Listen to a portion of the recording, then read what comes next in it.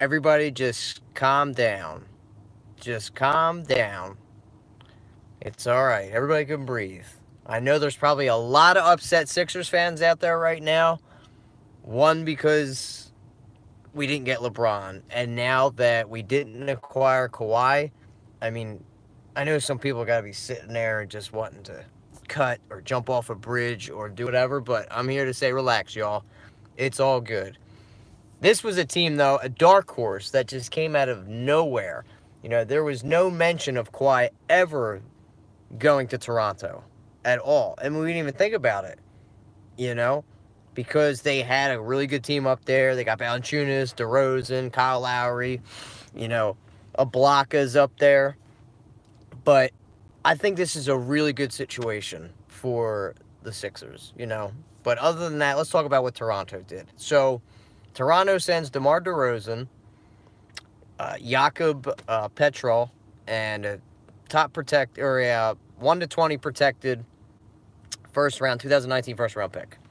So they really didn't give up a lot to acquire Kawhi. I know DeMar DeRozan is so pissed off because Toronto guaranteed him that he wasn't going to get traded and he was going to be there to stay. He was the centerpiece of that team. But if you think about it, dude, it's like nobody's untouchable. It doesn't matter who you are. This is a business. They're going to do what's best. You guys have been one of the top teams in the East for, 5+ years now, and you haven't done anything. So it was time to break up the squad. They're going to do what's in the best interest of the team. They don't care if your feelings are going to get hurt. It doesn't matter. So you can stop that crying and go somewhere else. I think he's really pissed off is because he's got to go deal with LeBron. LeBron finally leaves, and they were going to make a push. With him gone, them always getting knocked out by LeBron and whatever team he was on, by Cleveland. And DeMar's probably psyched, like, here we go, we're going to make it to the finals, then boom, out to the West, yeah, you got to go deal with LeBron again. But not even all the free health care in the world is going to keep Kawhi Leonard in Toronto and up north. You know why? Because he wants to go to LA. That's why a lot of teams stayed away from him. They wanted nothing to do with him because they knew he was going to walk, period. But if you look at it in Toronto's shoes, I don't think this is that bad of a move because they're making a push, okay? This solidifies their team being a lot better than it was, better than DeRozan being on the team because you get Kawhi Leonard, and Danny Green is in that deal as well. So you get a nice sharpshooter in Danny Green, and then you got a top 5 player in Kawhi, who's one of the best two-way players to ever play this game. But this isn't going to propel you or put you over the top to stop the Warriors. It doesn't matter. So Kawhi or not, DeRozan, it's just not enough to beat that team out west. But what it does do is it propels you, I think, over the Boston Celtics, and I think it propels them over us even. You still got a really good team over there. And what was their problem? They always choked. DeRozan always choked in the playoffs. Has Kawhi Leonard done that? No. We've seen his track record. 2 Defensive Player of the Years, Finals MVP. I mean, the guy just put his team on his back. So he's not going to really have to do that because he's got more pieces around him in Toronto now than he ever had in San Antonio, in my opinion, I think. With the older San Antonio, not with, Tim earlier when they won the championship with Timmy D and Parker and Ginobili was still doing their thing then. But you've got a nice young core here, and this is a rental. He's not going to stay there. It's going to be a really tough sell to keep him there, up there in Toronto. This was just a really quick push. All our chips are on the table right now. We're going to go all in and go get this Eastern Conference Championship. That's all this is. It's going to take a lot more stars to go defeat that team out west in Golden State. They just have so much firepower. There's not much you can do, but it's worth it. What did you really give up? Okay, DeMar DeRozan, regardless, you're going to have to get rid of him. So I don't think you really lost anything in DeRozan. I think he had 2 years left on his deal. So by you losing him possibly in 2 years anyway, and not being a good enough team where he's choked in the playoffs, and not shown up. He kind of reminds me of Peyton Manning, where he stars and he flashes brilliance around the court. He's got the best mid-range game in the game, no doubt about it. And I think that's really undervalued in the NBA, where it's all become about shooting threes. The mid-range game is very underrated, and I think he's a killer there with hitting 2-pointers. He's got a great jumper. He doesn't defend well like Kawhi, but I think he's going to fit great in that system in San Antonio. But you look at the situation that Toronto's in. What would you want him to do? You did fire Dwayne Casey, which I think was an awful move. What else were they going to do? They kept getting to the top of the mountain, and they just never could get over that hump of defeating LeBron. So somebody's going to have to fall on that sword, and it's always going to be the coach that happens to. So he did. So you can blame DeRozan choking on Dwayne Casey getting fired. Now he's in a different situation. Dwayne Casey, great coach, gets hired in Detroit. And then Toronto, I don't know. You look at their options. What are you going to do? Okay, you've lost DeRozan. Now your best trade piece is also DeRozan. It just wasn't working with Lowry and DeRozan. It just wasn't enough firepower. So you get a nice wing in Kawhi Leonard, and it's going to be enough to get you at least to the Eastern Conference Finals, and I think propel you to get to the finals, but it's not going to be enough to stop them beasts out there. And Sixers fans, I know they were hoping that this deal was going to get done. It was a match made in heaven, because of the connection with San Antonio, because Brett Brown was there when he got drafted. He spent a lot of time with Brett Brown. He saw the kid grow up. He coached him, trained him, all that stuff. And, you heard all the reports that the Sixers were the leading candidates to come get Kawhi and all this other stuff. But it's a media shitstorm. This is what happens. The media puts stuff out there, it leaks it, because it's news and you want to talk about it, and it makes perfect sense. Kind of like the Phillies and Machado, but that's another video and that's another story. But this helps the Sixers, you know what I mean? Because, yeah, okay, he's going to be in this conference for 1 year. That's it. We're not going to have to worry about it. And it gives us better competition, I think. This should help the Sixers and build off of this, that you have that competition in Toronto. And it's going to be fun. So you've got Toronto, you've got the Sixers, and then you got Boston, all fighting for that top spot in the East. But it's still not going to be enough. And when he walks to go out to LA, and that's why a lot of teams pulled back on trading for Kawhi, because there was no guarantee he was going to stay with them. He has his heart so set on going back home to play. And I know Paul George had said this, but Kawhi is a different animal. This kid has his mind made up. He's set. He does what he's going to do. I mean, he's still driving his, I don't know what it is, like a 2005 or 2008, what is it, Camry or whatever it is. He's got all that money, and he's still driving his car from when he was back in college. He's had his mindset. There was no way he was going back to the Spurs. He felt offended. He was slapped in the face. So he just sticks to what he says he's going to do. And I got to respect him for that. So you knew he was going to walk and go to LA regardless. I would love to see him just go somewhere else to slap Magic in LA's face, just because they're so obnoxious now. Oh, we're gonna get Kawhi. It doesn't even matter. We don't have to do anything because he wants to come play for us. It's LA. We've got that going for us. And we thought that with Paul George, and it didn't happen. So I just don't think it's gonna happen with Kawhi. I think his mind's made up. He's gonna go back home. But what's also, this is good for the league though, is you've got that loaded West with all those great players out there, and you bring it over to the East. I wish more players from the West would come over to the East so it would be better competition. You remember back in the 90s and the early 2000s when it was multiple teams competing instead of the top 3 teams that were always going to be good? Well, the West has become its own league, really, because you have so much talent, so many superstars over on the West, and the East is kind of like it's been for the past 15 years. It's crap. It sucks. There's no competition. You've got 1 or 2 teams that are really good, and that's it. Well, we need to start pulling some guys from the West. I wish they would come over to the East to make it more competitive. The more entertaining for us fans, because I'm tired of seeing the same teams always in it. Sure, I loved when Golden State made their first initial run because they sucked for the longest time. The longest time I can remember, they were awful.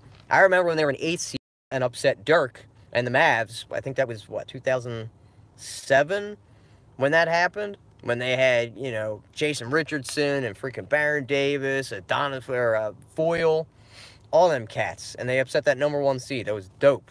It was cool to say that. But now they've become a dominant force. And they're in it every year and almost winning. You got to give them credit. They did it the right way. Build it through the draft, so on and so forth. But we got to start getting guys over here. I wish KD would have came home and played for DC. You know, we got to just get these guys over here. But it was a all in for nothing move by Toronto to just get a player in here for a few months and make your run, because after this they're gonna have to blow it up, in my opinion. They're done after this. You make your run. You've had your time up there at top. The past 5 or 6 years, your players are getting older, so you did what you thought was best by trading your best trade piece in DeRozan and shipping him off. Now the Spurs aren't going to be any better. Okay, they're in a very competitive conference. By acquiring DeRozan and putting him with that team, that's not going to propel them and make them a top 3 team like they have been. They've started their rebuild, is what they've done. They've got a great young point guard in Lonnie Walker. I think is going to be fantastic. I think he's a sleeper in this draft. I think he's going to be one of the top players coming out, and he's going to be something really special. You put that with Popovich in that system, I mean, just look out. You've seen what they've done with later picks, and you get a talent. You just want to mold a talent like Lonnie Walker. So they're going to start their small rebuild. You've got DeRozan, like I said, who's got a nasty mid-range game. And he's going to fit well with that system with Popovich. What will the Sixers do this offseason? Like I said, I don't know if you've tuned in, Josh, but I said at the beginning, before free agency even started, that the Sixers were going to have a very quiet offseason. I didn't think they were going to do anything. I really didn't think they would go after Kawhi. I didn't think they'd really land LeBron either. And I'm okay with that, because I was afraid they were going to give up everything to acquire Kawhi, and then he would leave in free agency, and then we'd be sitting there holding our, you know what, in our hands and have nothing to show for it, for a rental, just to have a star, because he came out with that quote and said we were star hunting. So I'm glad we didn't go all in for nothing, because it wasn't going to be enough to beat the Warriors. But this move for Toronto, it's just, it's desperation is what it is. How y'all feel? I know there's going to be a lot of upset people out here, but it's all for the best, guys. Toronto pulled the trigger on it. We don't have to worry about it. We've got a really solid squad right now. Who impresses you in Summer League that isn't currently a Sixer? Sean, I haven't really got to watch that much Summer League. I've been so busy with work. I was excited to watch Luka, but he didn't get to play. So, you know who I was impressed? I got to watch 2 games, actually. Jaren Jackson looks unbelievable. He looks like he's going to be a dominant force. He's only 18 years old, very young, but he's got it all. Defensively, he's got a nice shot from the outside, just like his pops. You know, Memphis has a lot to work with that kid. Only 18 years old, too. Fox87, are you being sarcastic, or you really don't know what the Summer League is? If you don't, it's basically a precursor to preseason. It's where you have players that are trying to get into the NBA, or you take your rookies and you play simulated games like in the NBA to see who's going to make your roster. Jonah Bolden has looked awful. I haven't been impressed with anybody on the Sixers in Summer League. Nobody on our Summer League roster, you know, including our rookies, are not going to tip the scales for us to really improve over 52 games. I don't think any of them are going to contribute. That's I really don't know. Oh yeah, no problem. Yeah, that's what it is. So you just take your rookies or guys that were undrafted or guys that have played over in Europe, come out and try out for teams, basically. Play simulated games just like a regular NBA game. Rules are different. You get like 10 fouls or whatever, as opposed to the 6 to get fouled out. So they're a little different, but it's basically what it is. And then you have preseason. It's just for your rookies to see who is going to make your squad or not. But Jonah Bolden, I thought, has looked very raw. He looks very stiff-hipped. I don't think he's going to be able to defend. He's scrawny, so he's going to get tossed around. His shot hasn't been very impressive, Sean. I know a lot of cats were really banking on him coming over here and making an impact. That's not what I saw. And for people that don't know, Jonah Bolden, we drafted him last year. He's a kid that was in a UCLA product and then played overseas for a few years. He played for Serbia 2 years ago. I think he played for Israel this year. And he's just raw. He played in Summer League last year. He looked raw, and he looks that of the same. So he's not going to be coming in here dropping like 10 to 15 points. I know a lot of cats thought that was going to happen, but no. Still needs a lot of work. Korkmaz, I think, has something to work with too. Just because the ability, because he can shoot, and he gets it off quick. Now, that 40-point game was a cursor. Everybody was blowing up thinking, like, oh, here comes the next Ray Allen. No, one, a lot of them were uncontested. So it's easier to hit wide-open threes. But when he had players in his face, you saw the next 4 games he went on the stretch where he scored less than 5 points. And then the last 2, he impressed. So I thought he improved over like 6 games. That's what I thought he needs to do. He needs more playing time. Sitting on the bench and riding the pine isn't going to get him any better. He needs to go to the G League and play a lot of games so he can improve. Once he shows he's got it there, then bring him back. He's taking up a roster spot right now that could really benefit the Sixers. So if you're just going to throw him into the fire like that during this season because we lost Bellinelli and Ilyasova, we've got another thing coming because it's not going to be good for us. And, you know, again, with not going after LeBron and trading the farm, so to speak, to go get Kawhi, everybody's forgetting we have Fultz. That is like that's like acquiring somebody big. You've got a first overall pick that has a lot of potential, a lot to work with. That's who the Sixers should be banking on. So we didn't lose anything. We didn't give away a lot of assets. We still have that 2021 Miami pick in our back pocket to do something with, whether it's traded or we keep it for our own. All good situation. We didn't give up any assets. We didn't give up on any of our players. Dario's still here. Fultz. We still got Simmons and Embiid. This is great news. Just overall great news for the Sixers. So everybody stay confident. Who cares we didn't trade Kawhi Leonard? It wouldn't have mattered if we got him anyway. How do you think the Sixers will do this year?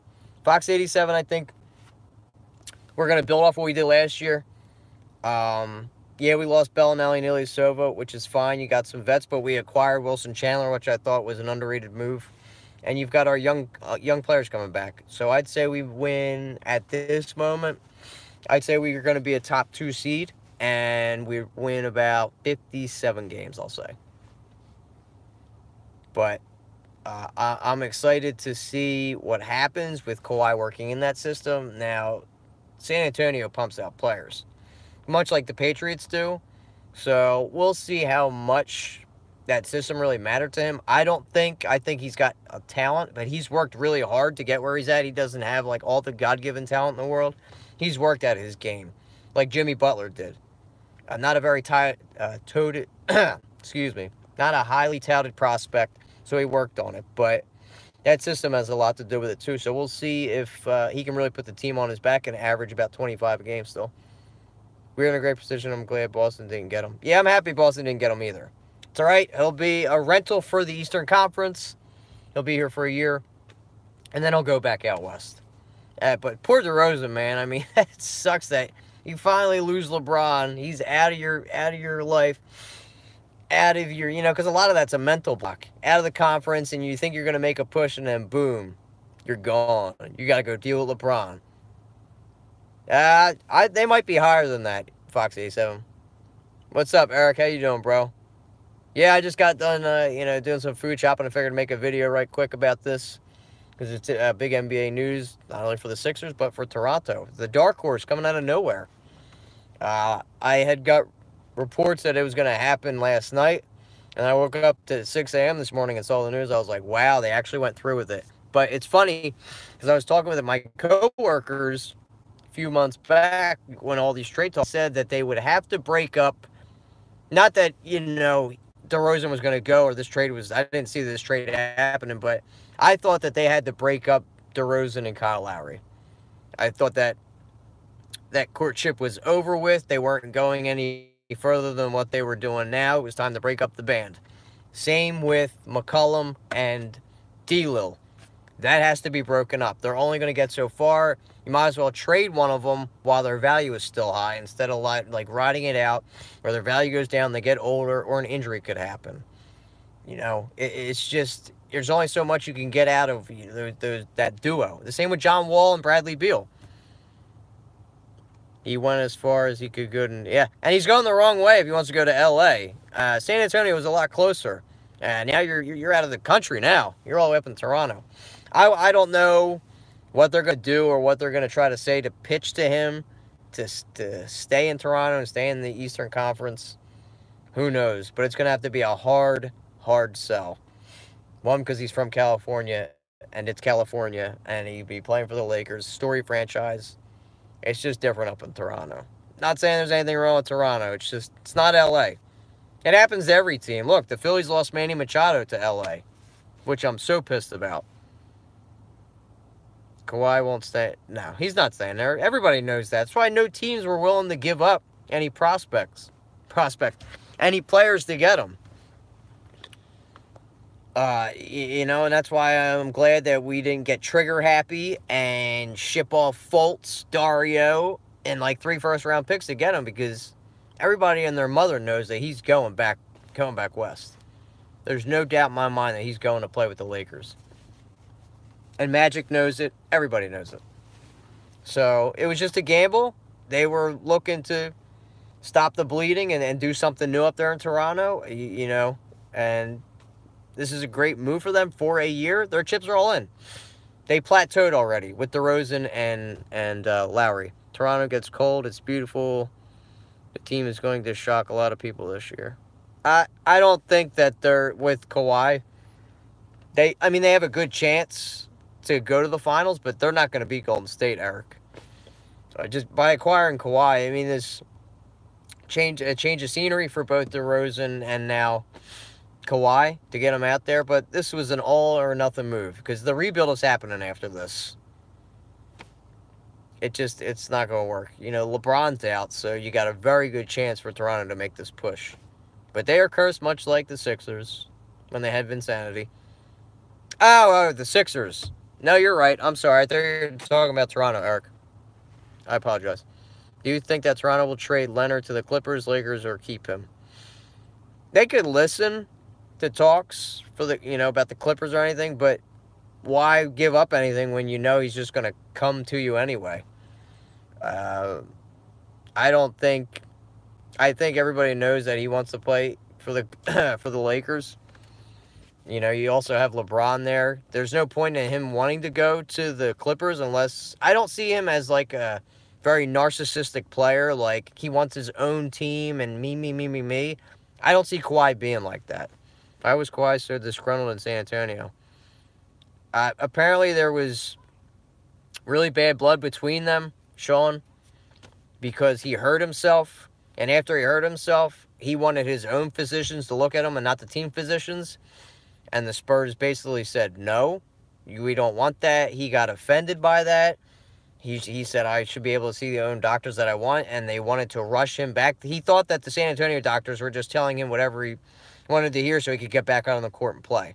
He didn't feel his injury. He didn't feel like he was healed. Could you resend that, Cloud? I didn't see that. He didn't feel like his injury was yet healed, and he didn't trust that, and that's where the whole distrust thing happened. And he went to go see doctors in New York. They got highly offended. They were hunting him down. He was hiding from them when they were looking for him. It was a whole drama series. The NBA has turned into like the episode of the Kardashians or something. It's like reality TV. And I hope it doesn't like turn into this to get like viewership. Do you think Kawhi would consider Philly in 2019? No, I do not. He did what he had to do to leave Spurs, can't beat Houston or Warriors, so he used what he had to get out. Yeah, they're done. The Spurs are finally on their decline after 20 years of me watching them. They're done. You know, I'm surprised they didn't try to get a little bit more, but they've got a nice piece in Lonnie Walker, I think. DeJounte Murray's okay. You got, I mean, Aldridge is aged now. He's pretty much done. And you had your best player, and they were stuck between a rock and a hard place. They couldn't really get a Godfather deal done because of the whole situation with the distrust between him and the organization, and then him saying that he's going to go leave the LA in free agency. He only had 1 year left on his deal. So there's not really much you could do. So you take what you can get. That's what they got. Danny Green, Kawhi, is what Toronto got. And then, you've got Jacob Petrol, however you say his name. I think it's Jacob Petrol, a 2019 protected pick. 1-20, it's protected. So, and then DeMar DeRozan, for 2 years. You just take the chips that you're dealt, but it's cool. A desperation move, but rather get Clay. Oh, I'd love to have Klay Thompson, but I'm hoping at one point that team like Clay wants to leave and go get his money and go somewhere else. But he's a California kid, so he could stay in California and go with the Lakers too. Does Rashawn Holmes have any chance?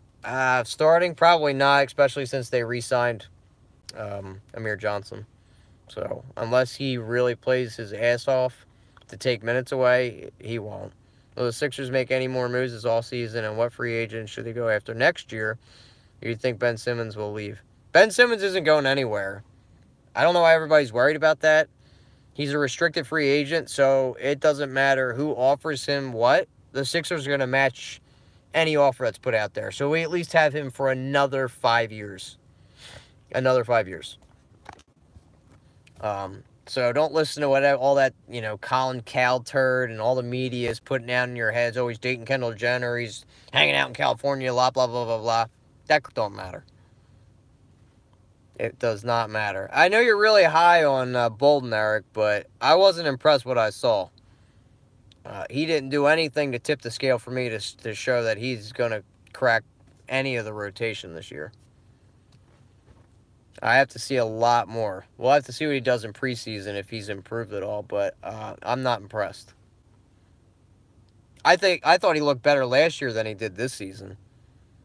Marcus Smart, I would answer the question who we should go after in free agency. I mean, the free agent class is a lot better next year. So you've got Antetokounmpo, players like that. The unicorns out there. He's coming off that injury, that serious ACL. But I'd really have to look. For next year is so far ahead. Korkmaz going to be really good depth. Cloud, I have to see more out of Korkmaz. I didn't see much that really tipped the scales for me to be impressed by him either. I think David Griffin might be the GM, Fox 87. But Korkmaz and Bolden need a lot more playing time. I thought Korkmaz last year should have been in the G League instead of riding the pine, because sitting on the bench is going to get you any better or acclimated to playing in the NBA. So why not go down to the G League? Like, that's such a great resource to use in the NBA. I feel like a lot of teams don't take advantage of that, and he should be down there playing his butt off. He just needs time. Dario was the same way when he first came. I read lackluster summer, but season progress. Yeah, I don't think Bolden's on the same level as Dario, though. At all. Talent-wise. But I think he needs a lot more work. And it's a shame we can't... Well, maybe we could put him down in the G League. I don't know, though. That guy that's in Europe... can you repeat that, D22? That guy that stayed in Europe, I don't know. Maybe his contract, he probably gets more money there. Maybe. I don't know. I could care less that guy didn't come over. I thought that was whatever. That was a whatever signing, and that was a whatever that he didn't come over here. I didn't lose no sleep over it. That dude wouldn't have really done anything for our team anyway. So, any more questions before I get out of here, guys? I'll take two more questions before I bounce out. What's your prediction for Fultz this season? Cloud, I'm ecstatic about Fultz, okay? I was enamored with him when he came out of college. I was never down on the kid. I'm glad we took him over Tatum. He's got a lot more potential. I have faith in him. Yeah, he had a mental block, but it wasn't anything physical, which is good. There was the shoulder injury, but that's all taken care of. I think his shot looks a lot better. The confidence is going to be there. He's going to have a breakout season. Do you think we were making any moves because we don't have a GM? D22, I don't think that's why. I think they're just being very slow and methodical, and they're not making any rash decisions. Do you think Fultz will be playing off ball to start? Yeah, I do think he will, Eric. But I don't think they're making any rash decisions because they don't need to.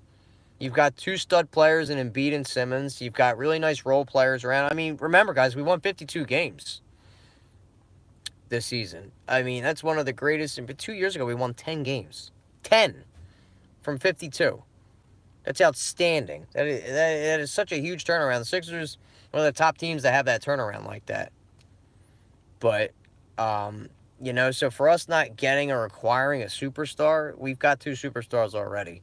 If one happens to fall on it, you don't ever want to, you know, show your hand or show that you're desperate to get a guy. You want them to come to you. You show what we've got. You build players. You build through the draft. And then you acquire guys in free agency. Philadelphia, you know, it's not like the sexiest destination. Like in LA. You can't compete like with the LAs and all. Because of the weather, Hollywood, and all that other stuff. So you got to do it through winning basketball. And that's what we've done so far. You just got to continue. No, it's been played out to exhaustion. But you got to trust the process. It'll be a huge mistake. Trust me, we need to build a hand. Boston, build a team, acquire picks for a home run. I still think we should still acquire picks. I'm all about that. I'd rather keep that 2021 Miami pick. I don't want to trade that. I'll hold on to it. And then, you know, if somehow a 2K situation comes up to where we acquire Antetokounmpo or the Unicorn or somebody like that, I don't think that will happen. But if it does, dope, dude. But I'm all about building through the draft. I was never a fan of teams going out there and spending a ton of money to acquire guys to put people in the seats and get all excited, and then you're just let down. You don't build a team that way on paper. You just can't put a bunch of superstars on a team and expect them to go show out and win you tons of titles. It makes sense, but remember when LeBron and Bosh and Wade all joined together in Miami and how arrogant and cocky they thought they were going to win 10 championships? Well, they lost their first year, and then they won 2, but that was it. I mean, it looks great on paper. They played well together, but they weren't unstoppable. They were beatable, and the team that Golden State has now is way better than any of those Miami teams. So, you know, we'll just have to see what happens, but you got to stick to your plan, stick to what you know. You don't show your hand, make any rash decisions, and go all in, because people will call your bluff. And it will end up screwing you more often than not. So, all right, guys, I'm going to get up out of here. I got to go eat some food. Kawhi Leonard to Toronto. You better enjoy that free healthcare up there, boy, for sure, because it is not going to keep you there, man. It is not. I agree we shouldn't have to throw a whole lot of money at guys to come here. We should get guys who are going to be in the long haul. Yeah, exactly. All right, Fox87, peace out. Yeah, you don't. The way the contracts are, though, you're going to have to throw some money around. And the NBA, I think, has to do something about this, too, to stop players from all joining up together, because they found a loophole. Yeah, a lot of them don't seem to want to work hard for the Johns anymore. They just would rather, KG on BB, that's right. But it's like they found a loophole where they'll take less money because these contracts don't mean crap to them. It seems like a lot of money to us, but say you sign a $150 million contract, and if they say, oh, I'm going to throw 30 million more at you, the Sixers would. Do you really think that matters to them? I don't. Because that would be like saying, oh, here's an extra $3 to us. You know, if you gave me a 20, oh, here's $3 extra. That's what 40 million is to them, because they make so much money outside of basketball with endorsements and everything else, movie contracts, so on and so forth. So if throwing money at it isn't always going to fix it. There's other incentives you got to do. But the NBA has to fix or figure out a way to stop players from doing this, to prevent this from happening, taking less money and just staying with the super teams. And I hate to say it, but this is LeBron's fault. LeBron started this, and then KD just exacerbated it, made it 10 times worse. He's 10 times worse than LeBron. And you all know I can't stand LeBron. So, all right, guys. Let me know what you think about the move Toronto made. Do you think this was a awful decision, pull a quick trigger to win a championship? Or do you think they have a really good chance of retaining Kawhi Leonard and building off of this and making him their franchise player? We'll just have to wait and see. All right, KG on BB, I'm out. Peace.